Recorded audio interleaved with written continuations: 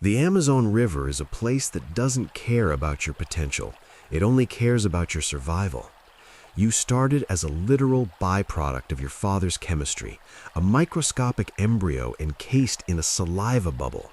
You were a fragile, gelatinous noodle drifting in the murky, opaque brown soup of the river.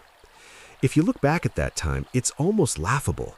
You were an electric creature that couldn't even manage a static cling, let alone a defense mechanism. You were born into a Hunger Games-style family of thousands, fighting over crumbs while monsters lurked in the silt, waiting for a free lunch. Remember the sheer panic of those first few months? Every time you felt the urge to breathe, a biological design flaw that forced you to betray your position by surfacing, your heart hammered against your ribs.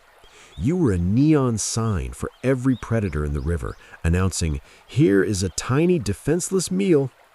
You bumped into logs, panicked at the touch of a passing fish, and spent your nights hiding in the shadows of river reeds, praying your lack of visibility was enough to keep you alive. Then came the awkward phase. You weren't a child, but you weren't an apex predator either. You were just a high-voltage disaster waiting to happen.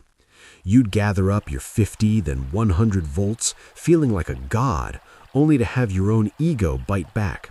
You'd target a minnow, unleash a blast, and realize too late that water conducts electricity in all directions, including back into your own nerves.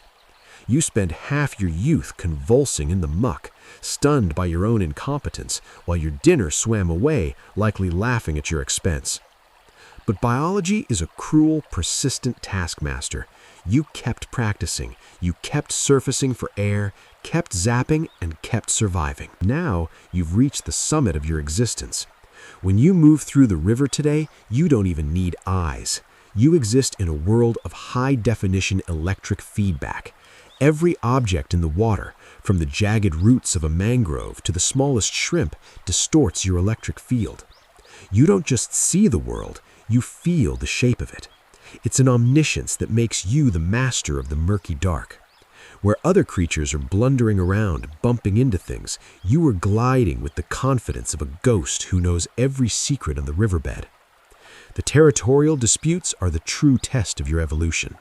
You remember the old you, the one who would have bolted at the shadow of a caiman. Today, you are the shadow.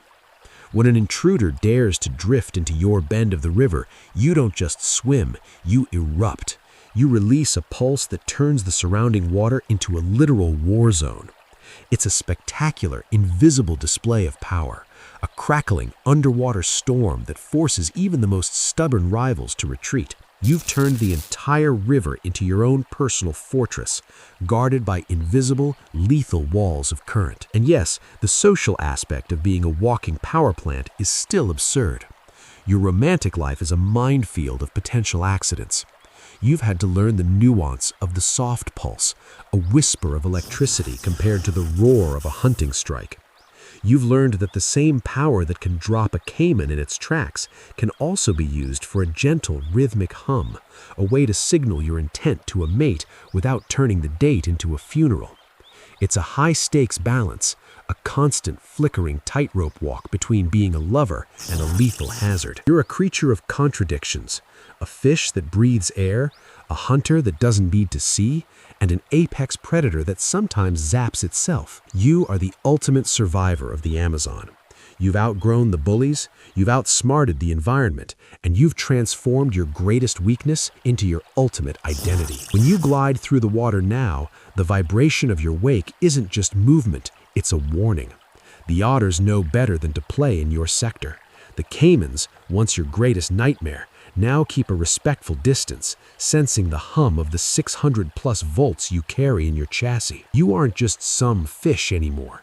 You are the lightning trapped in scales, a biological marvel that turned a rough start into a reign of terror. You've stopped fearing the dark because you are the one who illuminates it with a single, devastating discharge.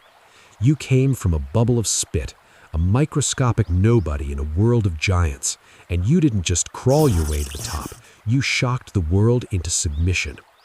The Amazon isn't your enemy anymore, it's your kingdom, And every time you feel the current hum through your body, you remember exactly how far you've come from that tiny, terrified noodle in the mud. Your hunting technique is less mighty predator and more please stay still while I try to shock you with my weak battery powers. But here's where things start getting interesting. As you grow, that pathetic zap starts becoming something more substantial. 20 volts, 30 volts, 50 volts. Small fish actually start taking you seriously. Sure, you're still nowhere near full power, but at least you're not the underwater equivalent of a TV remote with dying batteries. By 6 months, you're pushing 100 volts and life is getting better. You spot a juicy fish swimming nearby, the kind that used to laugh at your tiny zaps. You focus, feel the electricity building up in your body, a whole 100 volts now, and let it rip. The fish freezes, stunned by your shock. Success. But there's just one tiny problem you're discovering. Your own electricity flows through the water around you too. So when you rush to grab your stunned prey, you swim right into your own electric field. Ouch. It's like cooking a great meal and then spilling it all over yourself. The fish recovers and swims away while you're left there feeling tingly from your own shock. Who knew being an electric eel meant sometimes zapping yourself during dinner? But hey, at least you're getting better at hunting. You just need to work on your timing. As your first year approaches, you're finally starting to become something that deserves the name electric eel. Your voltage is climbing higher and higher, and predators are starting to think twice before trying to eat you. Sure, you're still stuck in muddy water, still have to surface for air like some confused fish-snake hybrid, and still occasionally zap yourself when you're just trying to enjoy a meal. But hey, at least you're not just a living battery with performance issues anymore. Welcome to your teenage years. While human teens worry about acne and awkward school dances, you've got your own special problems. Sure, you're now packing some serious voltage. We're talking 400 volts and climbing, but it's not all shocking glory. Try making friends when you're basically a swimming power plant. Get too excited around another eel? Zap! It's like having a really bad static electricity problem, except instead of small shocks, you might knock someone unconscious. Things are different now. You've discovered you have not one, but 3 electric superpowers. First, there's your gentle electric pulse, like a built-in radar that helps you see through the murky water. Then comes your medium shock, strong enough to stun small fish for dinner. And finally, your most powerful attack, a massive shock that can even make a caiman think twice about trying to eat you. But being powerful comes with its own problems. The other day, you spotted some fish swimming together having fun. You tried to join them, but as soon as they saw you coming, they all scattered. Turns out being a living battery means everyone's too scared to be your friend. Plus, creating all this electricity makes you super hungry all the time. It's like having a superpower that makes you need to eat every few hours. You spot another fish, shock her for dinner, but now you're tired and need to find more food again. Who knew being electric could be so exhausting? There are some good things about being all grown up with your electric powers.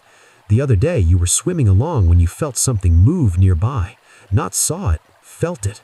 Your electric sense has gone so good, you can tell exactly what's swimming around you, how big it is, and which way it's moving.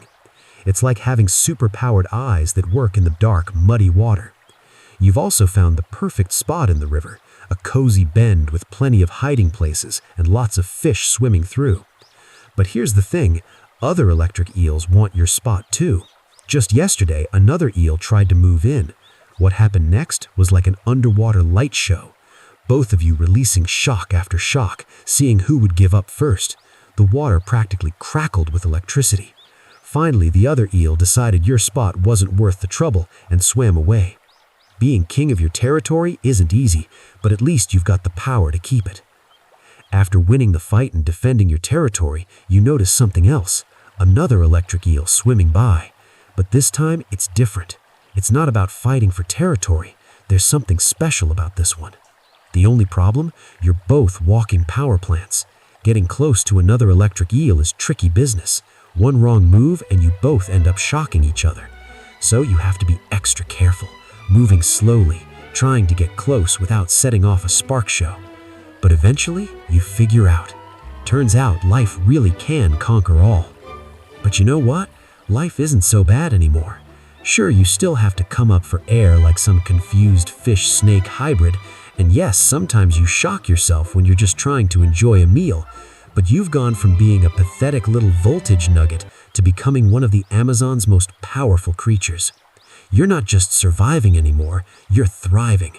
Those river otters that used to hunt you, now they spread rumors about how their cousin's friend's sister once got shocked by an electric eel and saw all of their ancestors.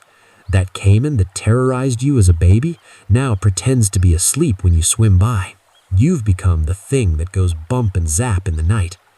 So maybe being born as an electric eel doesn't completely suck anymore. Sure, it's not perfect, but hey, at least you're not a regular fish still swimming around using their boring old eyes.